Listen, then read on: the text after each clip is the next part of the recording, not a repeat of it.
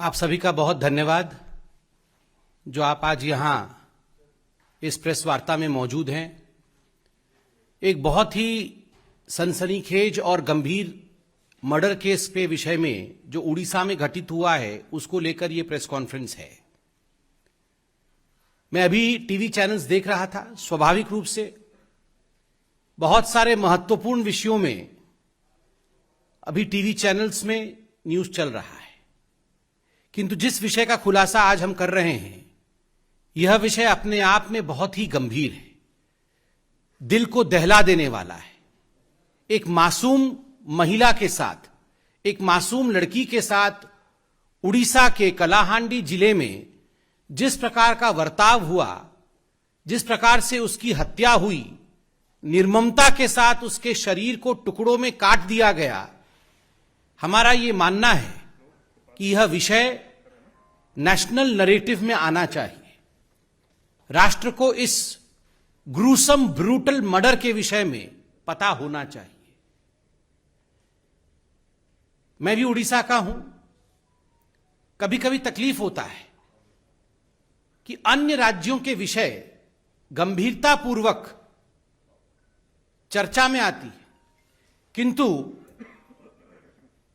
जब उड़ीसा का विषय और नारी अत्याचार का विषय जो उड़ीसा में हो रहा है वो विषय मुख्य मीडिया के धारा में नहीं आता है तो मन द्रवित होता है, विचलित होता है। और इसीलिए आज भारतीय जनता पार्टी इस प्रेस कॉन्फ्रेंस के माध्यम से ममिता मेहर के लिए न्याय की गुहार करने वाली है।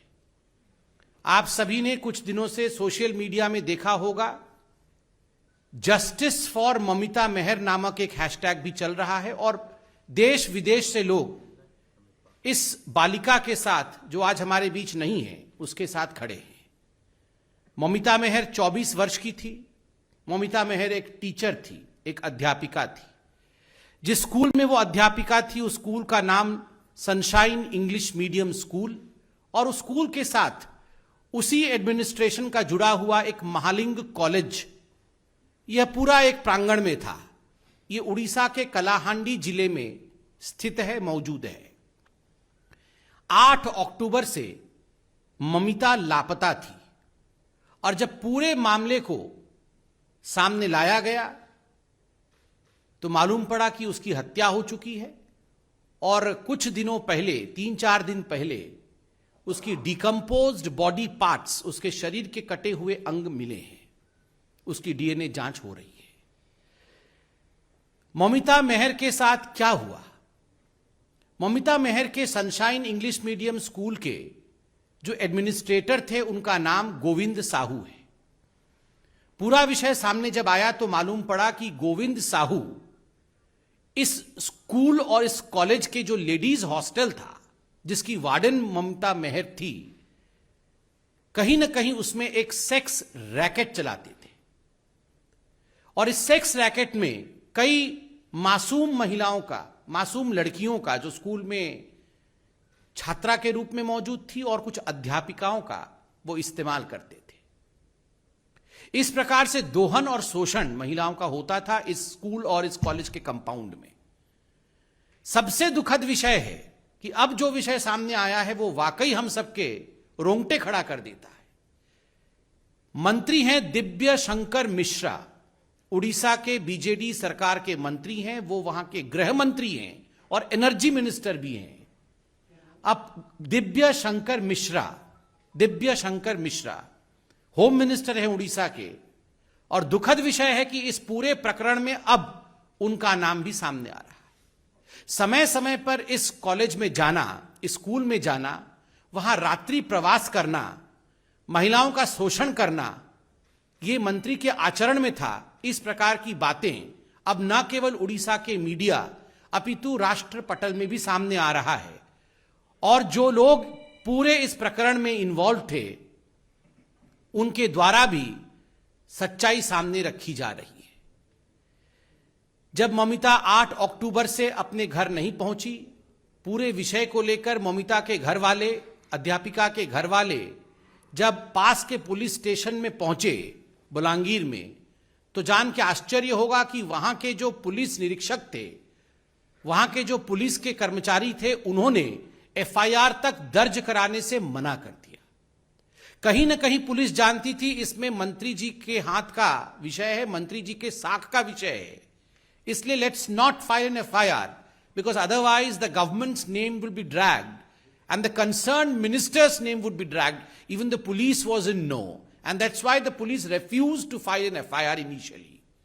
जब दबाव विपक्षी पार्टियों का उड़ीसा में पड़ा तो पुलिस के पास और कोई रास्ता नहीं रहा, तब उनको एफआईआर दर्ज करना पड़ा।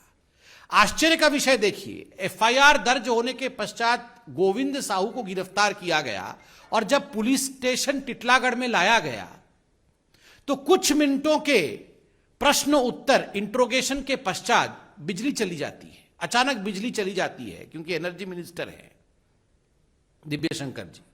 बिजली चली जाती है और गोविंद साहू अंधेरे में गायब हो जाता है।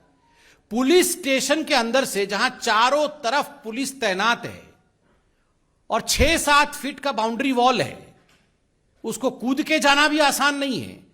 बिजली आने तक गोविंद साहू फरार। This is not possible without the complicity of the BJD government. अगर बीजेडी की सरकार और दिव्य शंकर मिश्रा जो कि होम मिनिस्टर है, एनर्जी मिनिस्टर है, ये बिजली का जाना और कल्प्रिट का गायब हो जाना, ये सब संभव नहीं होता यदि मंत्री इसमें खुद जुड़े नहीं होते। बाद में जब पूरा विषय आगे बढ़ा तो गोविंद साहू ने सरेंडर किया है और उसने माना कि अपनी चलती हुई कार में उसने हत्या की थी ममिता मेहर की, और हत्या करने के पश्चात कई घंटों तक बॉडी गाड़ी में ही रही। बाद में बॉडी के टुकड़े टुकड़े करके उसे जला करके उसे कॉलेज के प्रमाइसेस में ही दफना दिया गया था। अब बॉडी मिल गई। बंधुगण, ये काम एक व्यक्ति का नहीं हो सकता है। बॉडी को काटना, बॉडी को डिस्पोज करना, फिर उसको जलाना, फिर उसके रिमेन्स को दफनाना, ये एक गिरोह का काम हो सकता है, कई लोगों का भी काम हो सकता है। अभी तक गिरफ्तारी नहीं होना, मंत्री को बचा के रखना। और दिव्य शंकर मिश्रा जो मंत्री हैं वो इसी कॉलेज में भाषण में कह रहे हैं कि कई रात मैं इस कॉलेज में गुजार चुका हूं और जब मैं रातों को यहां रहता हूं तो मैं जवान हो जाता हूं। ये सारी चीजें फोन में मौजूद हैं।